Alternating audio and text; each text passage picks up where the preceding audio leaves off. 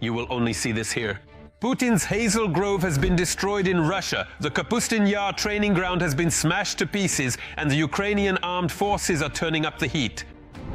Web 2.0 and the Ukrainian army's offensive are coming soon. Exclusive details from Commander-in-Chief Syrskyi.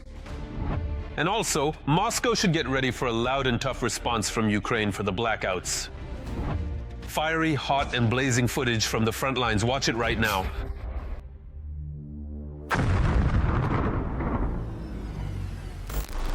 Greetings, Vladimir Timoshenko here with you. And let's get started right away with the most important topic. This is a real blow to Putin's Hazel Grove. The Ukrainian armed forces attacked Kapustin Yar, the site from which the enemy launches its so-called unmatched wonder weapons. And this is far from the first Ukrainian attack on this training ground, and it definitely won't be the last. My colleagues will share the details. Putin's Hazel Grove under drone attack. Kapustin Yar is an ordinary settlement where people still live. It is here, at the military training ground, that Russia launches ballistic and cruise missiles designed to hit targets hundreds of kilometers away.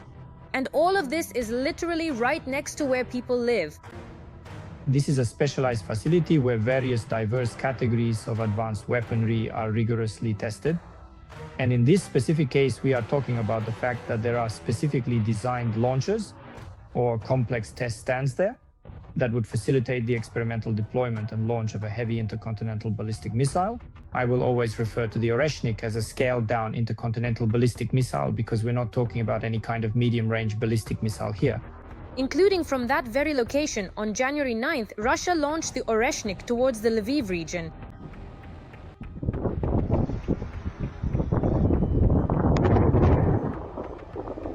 But soon after, strikes also hit the very testing ground from which the bunker dwellers' deadly weapons are launched. Kapustin Yar was attacked by drones. The main testing ground from which the Oreshnik is launched came under attack. Russia was unable to protect this strategic facility. And this isn't even the first attack on the testing ground. Drones struck it last summer as well. There is already evidence confirming that strikes on Kapustin Yar have been carried out and that they were intended to destroy launchers that could be used to strike Ukrainian territory. Therefore, in principle, there are quite a few unremarkable things there that can be destroyed, thereby reducing Russia's potential to use this type of weaponry. Another very important aspect of the strikes on Kapustin Yar is the possibility of hitting test samples or a warehouse of partially finished products. But what's interesting is that missiles intended for Ukraine are increasingly landing in Russia, and not always gently. This even applies to Putin's very own Hazel Grove, with which he so fervently tries to intimidate the world. Hazel Grove. On February 6th, Russia reportedly launched a second missile of the same type that was aimed at Kyiv. Sirens sounded in the city, but no strikes followed. The missile didn't travel far and exploded on Russian territory. Well, it's not just the Hazel Grove. Another missile, which is bunker-based and threatens the whole world, is the Sarmat. But the thing is, it hasn't even been launched yet.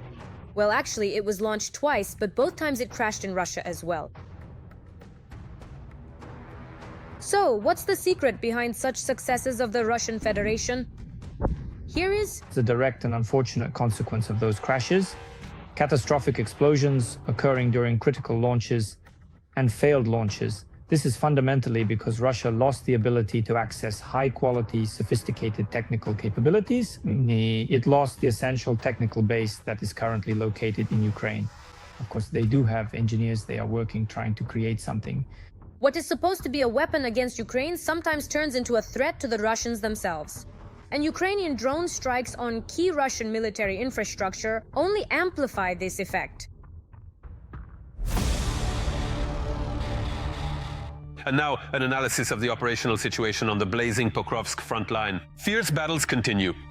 On the Pokrovsk front, since the beginning of the day, the enemy has attacked 39 times in the areas of the settlements of Nikonorivka, Rodinske, Chari, Lyman, Kotlina, Udakne, and towards Filia and Novopavlivka. Today alone, according to preliminary data, 106 occupiers have been neutralized in this direction, 64 of them irreversibly. Putin has no intention of ending the war in Ukraine, claims Oleksandr Syrskyi in his latest interview with the publication Left Bank. Moreover, the commander-in-chief of the armed forces of Ukraine announces a new counteroffensive by our army. They say that someone in the Kremlin immediately started feeling unwell. The main messages and theses of General Syrskyi are next in our report. Let's watch. While the civilized world hopes for negotiations, the armed forces of Ukraine harbor no illusions and are preparing for a new phase of the war. Ukraine intends not only to hold the line, but also to regain the initiative on the battlefield. We observe and witness the enemy's actions, but we don't see any. We observe the enemy's actions closely, and we see absolutely no visible indications or evidence that they are actively making preparations for any kind of diplomatic peace negotiations, initiatives, or strategic actions on the battlefield. On the contrary, we see an increase in the intensity of hostilities and the buildup of the enemy's offensive groups, as well as a rise in the production volumes of strike weapons, missiles, and drones.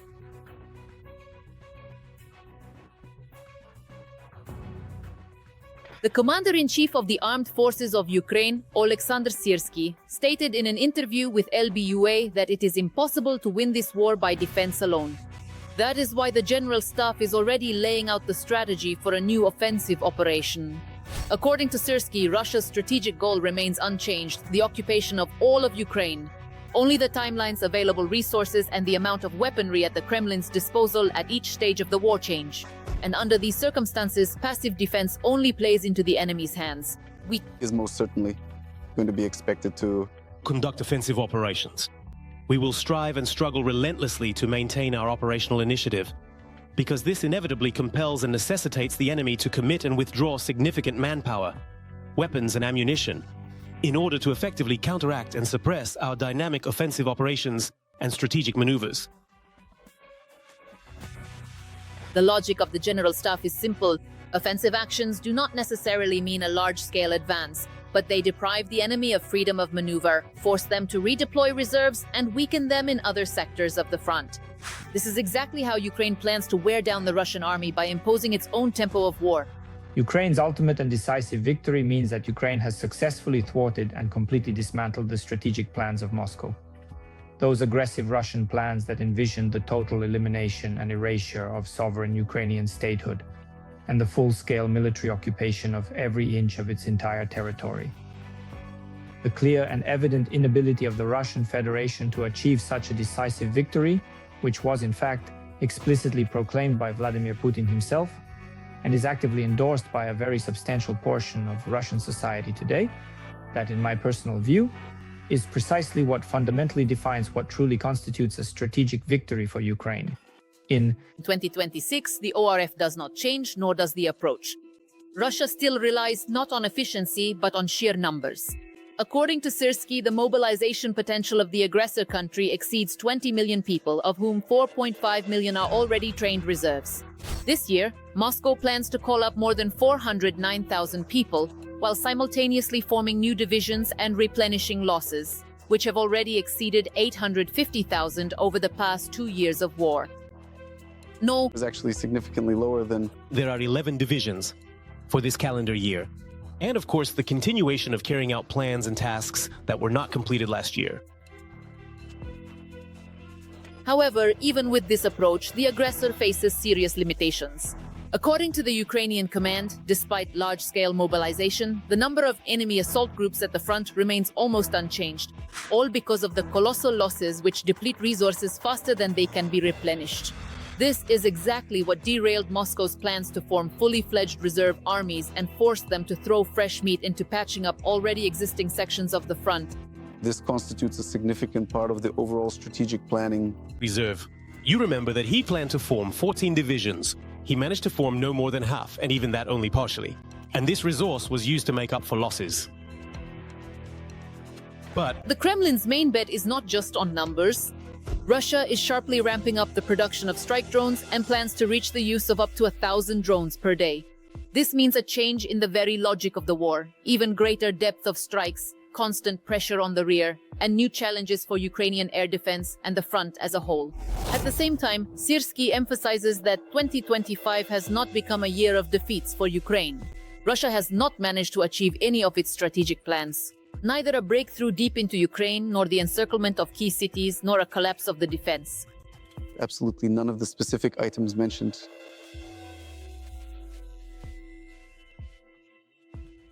The enemy's plans could be fulfilled.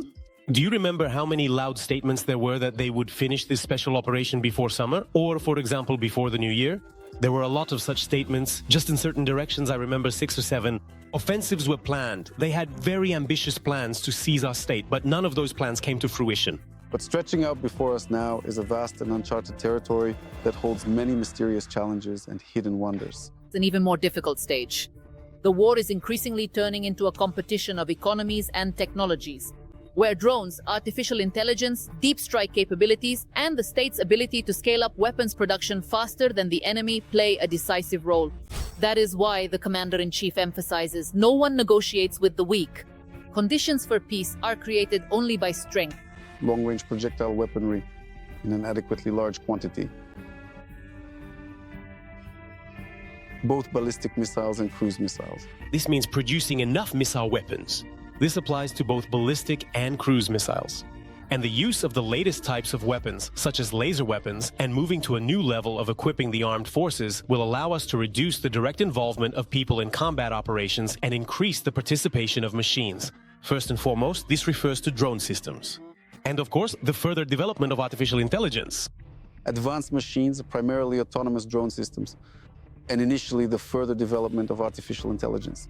Essentially, Ukraine is betting on the war of the future, where the decisive factor is not the size of armies, but technology, the economy, and the ability to adapt more quickly. According to Syrskyi, it is precisely in this area that Ukraine has real grounds to count on turning the tide of the war. And Now we move to the Kostiantynivka direction of the front. The enemy is becoming more ferocious here as well. There were 15 combat clashes today in the Kostiantynivka direction. The aggressor tried to storm the positions of Ukrainian units near the settlements of Kostiantynivka, Oleksandr Syrskyi, Shcherbinivka, Ivanopole, Klebanbik, and towards Bereztok, Stepanivka, and Sofiivka. Frost as a weapon. The Russians are planning to attack substations at Ukrainian nuclear power plants in order to force Ukraine to capitulate. This was reported by the main intelligence directorate of the General Staff of the Armed Forces of Ukraine. But with his energy terror, Putin is also making life harder for his own subjects, since any strike on Ukraine's energy system leads to reciprocal strikes on Russian energy facilities. So who will freeze whom out?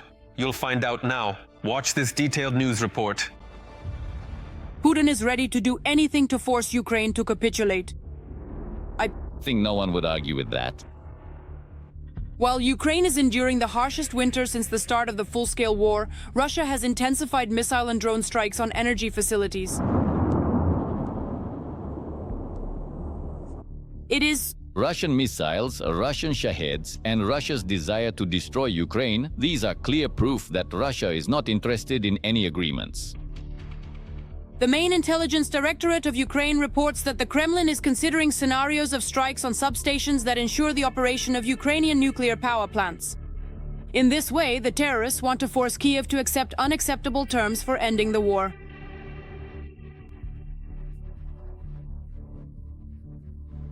We have done everything possible to put an end to this situation, which is called a war of attrition. Unfortunately for them, it is called something a little different. And today they are already moving into a mode of nuclear terrorism. This is already one of the last such red lines on our side that they might cross. We are sharing the relevant data with our partners, warning them about the potentially catastrophic consequences.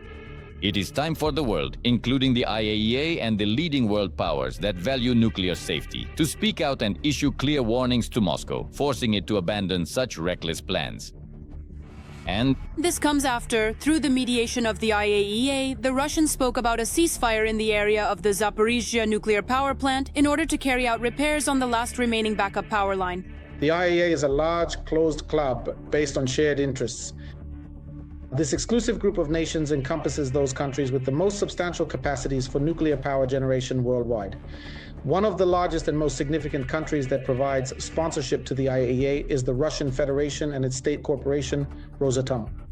With the extensive specialized fleet operated by Rosatom, they are, of course, the most prominent and influential primary donor to the IAEA. The IAEA mission visited and assessed 10 substations after receiving reports of explosions nearby.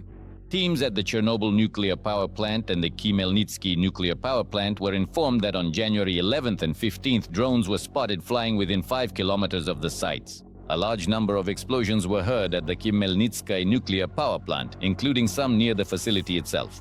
The team at the South Ukraine nuclear power plant reported numerous air raid alerts, and a military flying object was also spotted approximately 10 kilometers from the facility. According to the main intelligence directorate, these are targeted attacks on elements of the power system that connect the nuclear power plant units to the country's unified power grid. By destroying or disabling these substations, Moscow aims to disconnect the nuclear power plant units from Ukraine's unified power system, leaving Ukrainians completely without electricity and heat. As of the middle of the month of January 2026, Russia had carried out extensive and detailed reconnaissance missions targeting 10 important and highly critical energy infrastructure facilities located within 9 different regions of Ukraine. As for the substations, or the open switchgear of nuclear power plants, it's like a two-way road. First and foremost, a nuclear power plant is designed to supply electricity to the grid, providing most regions of Ukraine with a stable power supply schedule. Green energy or thermal generation is added depending on whether it's morning, evening, or daytime, but this is the foundation of our energy system. And these power plants currently provide us with an average of 62 to 68% of electricity generation. In the event of the destruction or disabling of a substation, as intelligence reports claim, Russia is counting on isolating nuclear power plants from the energy system, which could lead to large-scale power and heating outages for the civilian population. There's no need to panic, but you should stock up on warm clothes, make sure you have clean, warm items, and have several spare blankets. And we will get through this difficult period as well, even though it will be very tough for all regional centers and large cities if the enemy attempts to strike open distribution facilities, large substations, or nuclear power infrastructure. In addition to the fact that the Kremlin dictator continues to terrorize Ukrainians, he is also betting that this will help him increase pressure on Europe and the West. The enemy is showing that terror, especially now as the wind direction changes and there is an active air mass, could, in some super emergency scenarios, though I don't think this will happen, carry combustion products, radionuclide materials, and so on toward the European Union. This is also a major threat to stability in the European Union. First and foremost, this concerns Poland, the Czech Republic, and Slovakia. In December 2025, the Director General of the IAEA stated that the situation in Ukraine's energy system was at its worst since September 2024. Since the moment when the International Atomic Energy Agency began monitoring substations that are critical for nuclear safety and protection. The ongoing instability in Ukraine's power grid continues to undermine nuclear safety. Although the backup systems function properly, repeated losses of external power and limited reserves increase the risk and heighten the need for reliable external electricity supply. He once again called for maximum restraint in the use of force, citing safety concerns. The strikes on Ukraine's power grid appear to be coordinated for maximum disruption, and their frequency and scale underscore that the overall stability of the grid is deteriorating, not improving. No one wants a nuclear accident, and no one would benefit from it. On 2 separate occasions already. During the final months of the previous year, specialized IAEA international mission vehicles were targeted and attacked by FPV drones while traveling through various regions within the temporarily occupied territories.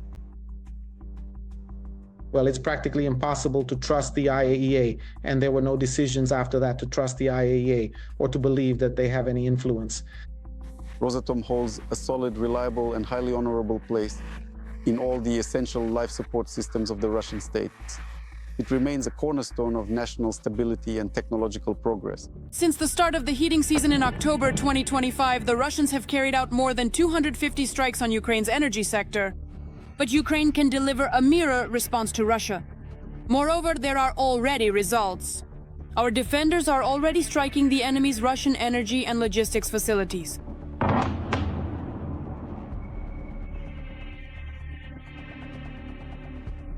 Montez Vien, there you go. And look, do you see that smoke? It's burning seriously over there.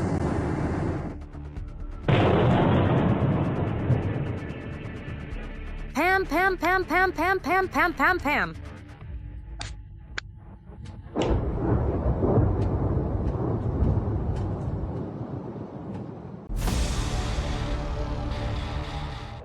Now let's analyze the operational situation on the Huliaipole sector of the front. The enemy army is acting true to form here as well. There have been 16 clashes on the Huliaipole sector, and in the areas of Huliaipole, Zelenoye, and towards Varvarovka and Dobropolye, 2 of them are still ongoing. Huliaipole, Vozdvizhenka, Verkhnaya Tersa, Zaleznichnoye, and Dolinka came under enemy airstrikes. Russia's shadow fleet is gradually sinking. The US authorities have requested warrants to seize dozens of tankers. Following the US, the British will also begin seizing Russian oil tankers. The British government has established a legal framework that can be used to allow British military personnel to board and detain those very tankers belonging to Russia's shadow fleet. All the details are coming up next. Russia's shadow fleet is gradually sinking. US authorities have requested warrants to seize dozens of tankers. Reuters reports this. According to Washington, these tankers are involved in trading Venezuelan oil. In recent weeks, the US Coast Guard and military have seized 5 vessels in international waters. For example, last week, the US detained 2 tankers that are linked to Russia. Between Iceland and the British Isles, the Mariner tanker, which was sailing under the Russian flag, was detained. According to US officials, the tanker was transporting oil for Venezuela, Russia, and Iran, thereby violating US sanctions. The operation was carried out by the US Coast Guard. They had been pursuing the vessel for several weeks.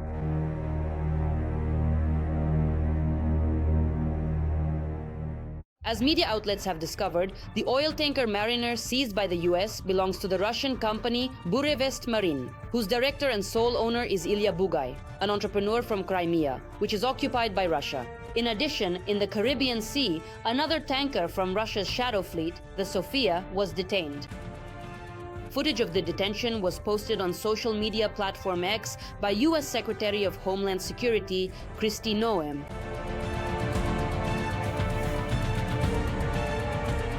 The detained vessel, MT Sofia, was operating in international waters and was engaged in illegal activities in the Caribbean Sea. Political analyst Petro Oleschuk is convinced that everything currently happening regarding US strikes on Russia's shadow fleet should be viewed in the context of the United States' special operation against the Maduro regime in Venezuela.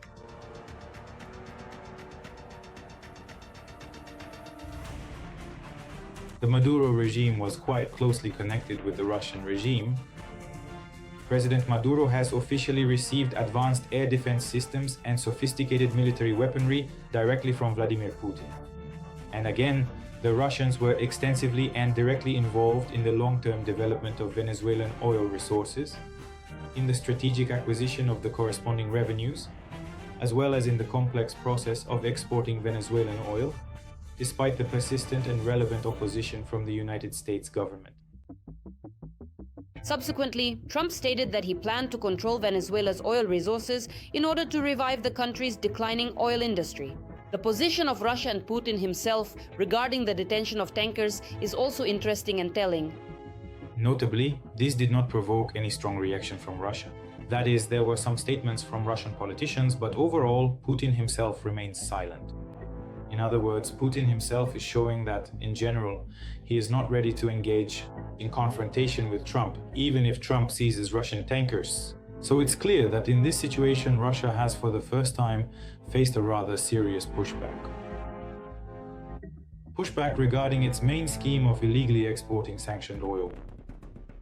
Following the US, Britain is planning to seize oil tankers from Russia's shadow fleet. According to the BBC, the British government has established a legal basis that could be used to allow British forces to board and detain shadow fleet tankers. As the BBC clarifies, Russia, Iran, and Venezuela are accused of operating vessels without a valid national flag in order to circumvent oil sanctions. Last week, British armed forces assisted American troops in seizing the oil tanker Mariner. To date, not a single British service member has boarded any of these vessels. But in recent weeks, officials have been considering possible measures. Ministers believe that the Sanctions and Anti-Money Laundering Act of 2018 could be used to authorize the use of military force. According to available information, there are plans to use these powers by the armed forces, which is described within the government as a strengthening of measures against these vessels. The exact date when the UK's first military actions will begin is unknown. The UK government believes that the new legal mechanism it has identified can be applied to any vessels subject to sanctions and lacking legitimate registration. Currently, Russia exports 50% of its crude oil using tankers from the Shadow Fleet. We are talking about a fleet whose number of vessels, according to various estimates, reaches up to 1,400 tankers. Currently, the UK has already imposed sanctions on more than 500 suspected shadow vessels that are believed to be helping Russia finance its full-scale war in Ukraine. If, for example, the UK follows through on its promises to intercept Russian tankers from the Shadow Fleet, it would be a very serious blow to Russia and a very important argument. Now, following the US and the UK, all EU countries also need to join the fight against Russia's Shadow Fleet. And strikes against the Russian Shadow Fleet in Venezuela are quite significant. This is an example for Europeans of how and why it is possible and necessary to intercept the relevant sanctioned tankers. Every liter, every barrel of oil exported from Russia fills the Russian military treasury, and the profits from Russian oil exports are used to manufacture missiles and drones that are used to strike kindergartens and hospitals in Kyiv and other Ukrainian cities. And I do care about this. That is precisely why I believe that the European Union, and above all Germany, must consistently fight against the Russian Shadow Fleet. And one more piece of news. US Senator Lindsey Graham writes that Donald Trump has given the green light to bring the bill on sanctions against Russia to a vote. So to speak, he has given hope that the voting process could begin very soon, first in the Senate, then in Congress. After this productive meeting today with President Trump on a number of issues, he approved the bipartisan sanctions bill against Russia, which I have been working on together with Senator Blumenthal and many others. This is timely as Ukraine is making concessions for the sake of peace, while Putin only talks and continues to kill innocent people. This bill will allow President Trump to punish those countries that buy cheap Russian oil, which fuels Putin's war machine. The bill will give President Trump a powerful lever of influence over countries like China, India, and Brazil to force them to stop buying cheap Russian oil that finances Putin's bloody slaughter against Ukraine. Ukrainian President Volodymyr Zelensky stated that Ukrainian international sanctions have already stopped 20% of Russia's Shadow Fleet. And this is just the beginning.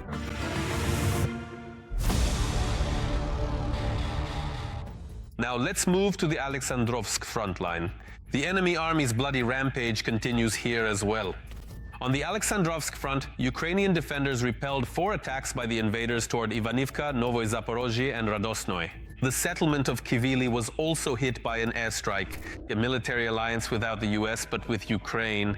After Trump's Greenland ultimatums to NATO partners, Europeans began preparing for the possibility of the United States leaving the North Atlantic Alliance and for a new format of defending the continent against military threats. Politico reports on plans to create a new alliance with Ukraine's participation. How viable is this idea? What will this new alliance look like, and what benefits will membership bring to Kyiv? You'll find out everything now. The political crisis surrounding the island of Greenland has made the EU consider how to move forward without America's support. Donald Trump made it clear to the whole world that he is determined to take the island at any cost. If we don't go in there, Russia and China will. Denmark won't be able to do anything about it, but we can do everything. The US president's threat to impose tariffs on any country that tries to stop him from seizing Greenland was the last straw for the EU's patience. This was reported by the American publication Politico. But for many European governments, including America's oldest and most loyal allies, Trump's threat to impose punitive tariffs on anyone who tries to stop him from seizing Greenland was the last straw. They believe that now a breakup is inevitable. In frequent conversations, concerned European officials called Trump's hasty decision to annex sovereign Danish territory madness and delirium. Politico. It seems that Europe is ready to create a new alliance instead of NATO, without the US, but with Ukraine. Ukraine could play a crucial role in this defense alliance due to the size of its territory, its geographical position, its defense industry, and the fact that it is already at war and has invaluable experience. Ukraine will be key to Europe's defense primarily because of its technological base, particularly its well-established production of top-class drones and the presence of the largest army in Europe. Juraj Machin, military analyst. For example, the United Kingdom, France, the Scandinavian and Baltic countries, Poland, Germany, and Italy spent most of Trump's second term working as part of an effective group without America, the so-called Coalition of the Willing. And it could become the beginning of a defense alliance between Ukraine and Europe. The Coalition of the Willing initially focused on issues concerning Ukraine. It created very close ties between some key people in the capitals. They strengthened trust and the ability to cooperate. They know each other by name. It's easy for them to get in touch and send a message. If you factor in the military power of Ukraine, as well as the strength of France, Germany, Poland, and the United Kingdom, the potential armed force of the Coalition of the Willing would be enormous. It will include both nuclear and non-nuclear states. Politico. Europe currently buys all of Ukraine's weapons from the United States, and Ukraine in turn has the largest combat-ready army in Europe. Therefore, a new military alliance without the United States is entirely possible, given that the threat from Russia will not disappear even after a possible peace agreement. Ukraine has friends who understand the nature of Russian aggression as a common problem. With them, we can try to create defensive alliances. Tactically, we can try to form regional unions, for example, with the Baltic countries, Poland, other Central European states, and the United Kingdom. This will be a temporary and not very stable means of pursuing our strategic interests. But it is possible and necessary to look for options for other defense alliances. Anatoly Kruglashov, political scientist. The question of the EU's need for defense without US support has been discussed for a long time. In recent days, many initiatives and bold headlines have come out of Brussels, and the coalition of those willing to support Ukraine could be the beginning of the creation of a new defensive alliance. Officially, the EU has decided to ensure its self-defense by 2030. But in the context of war, this decision could be made much earlier.